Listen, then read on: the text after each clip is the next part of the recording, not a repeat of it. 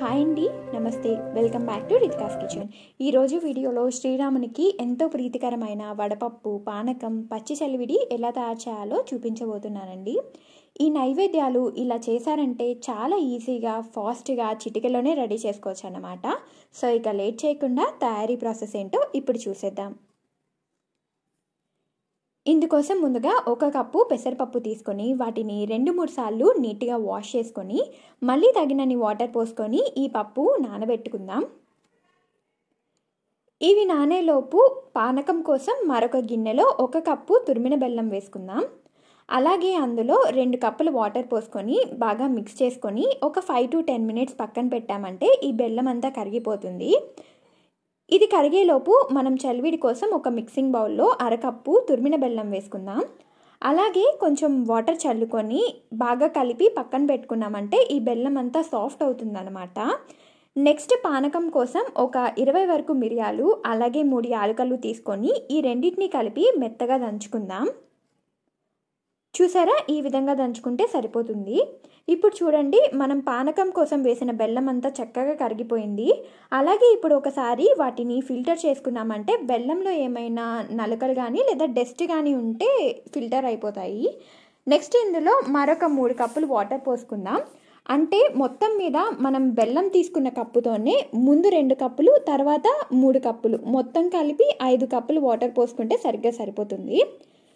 అలాగే ఇందులో కొంచెం అంటే చిటికెడు సాల్ట్ యాడ్ చేసామంటే పానకం చాలా రుచిగా ఉంటాయన్నమాట. అలాగే మనం దంచుకున్న మిరియాలు యాలకుల పొడి కూడా వేసి బాగా మిక్స్ చేసామంటే పానకం రెడీ. నెక్స్ట్ చలివిడి కోసం మనం ముందుగా నానబెట్టిన బెల్లంలో 1 కప్పు బియ్యం పిండి వేసుకుందాం.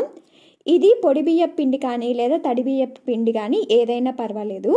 అలాగే ఇందులో 2 టేబుల్ స్పూన్ల నెయ్యి, చిటికెడు సాల్ట్ వేసి ఒకసారి మొత్తం కలుపుకొని అలాగే బెల్లం అంతా నలుపుకుంటూ బాగా మిక్స్ చేసుకుందాం. ఈ విధంగా మిక్స్ చేసుకున్న తర్వాత కొంచెం కొంచెం వాటర్ చల్లుకుంటూ గట్టిగా చపాతీ పిండిలాగా ముద్దగా తయారు చేసుకోవాలన్నమాట. ఇక్కడ నేను పొడి బియ్యం పిండి తీసుకున్నాను, అందుకే నాకు కొంచెం వాటర్ ఎక్కువ పట్టాయి. అదే తడి బియ్యం పిండి అయితే వాటర్ చాలా తక్కువ పడతాయి అన్నమాట. చూసారా, ఈ విధంగా కలుపుకుంటే మన చలివిడి రెడీ. నెక్స్ట్ వడపప్పు కోసం మనం ముందుగా నానబెట్టిన పప్పు చక్కగా నానిపోయాయి అన్నమాట. ఇప్పుడు వీటిని మళ్ళీ ఒకసారి ఈ విధంగా వాష్ చేసుకొని స్ట్రైనర్లో వేసి వడకట్టుకుందాం. నెక్స్ట్ వీటిని ఒక బౌల్లో వేసుకొని ఒక పచ్చిమిర్చిని సన్నగా తరిగి వేసుకుందాం. అలాగే సన్నగా తరిగిన కొన్ని మామిడికాయ ముక్కలు, కొంచెం సాల్ట్ వేసి బాగా మిక్స్ చేసుకున్నామంటే వడపప్పు రెడీ. చూసారా, చాలా సింపుల్గా రెడీ చేసుకున్నాం కదా. లేదంటే వడపప్పులో ఇలా బెల్లం ముక్క అయినా వేసి నైవేద్యంగా పెట్టుకోవచ్చు. అంతేనండి. మా వీడియో మీకు నచ్చితే లైక్ చేసి మీ ఫ్రెండ్స్ మరియు ఫ్యామిలీ మెంబర్స్కి షేర్ చేయండి.